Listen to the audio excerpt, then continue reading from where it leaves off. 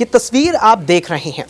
एक रथ यहाँ पर नजर आ रहा है और रथ पर आप देख सकते हैं कि बीजेपी के दिग्गज नेता और भारतीय जनता पार्टी के संस्थापकों में से एक लाल कृष्ण आडवाणी इस रथ पर विराजमान है।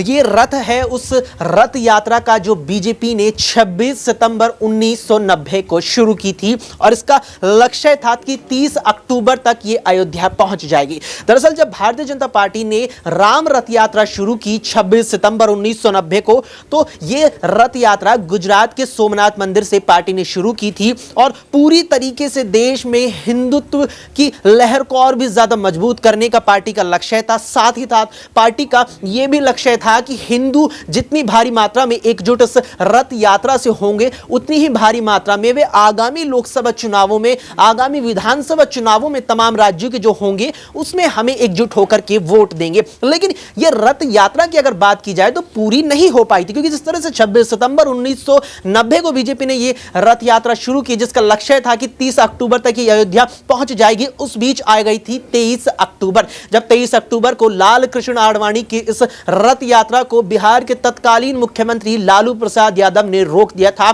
और लाल कृष्ण आडवाणी को गिरफ्तार भी कर लिया गया था। लेकिन यह रथ यात्रा पूरी तो हो नहीं पाई थी, पर बावजूद इसके भारतीय जनता पार्टी का जो यहां पर लक्ष्य था कि हिंदुत्व को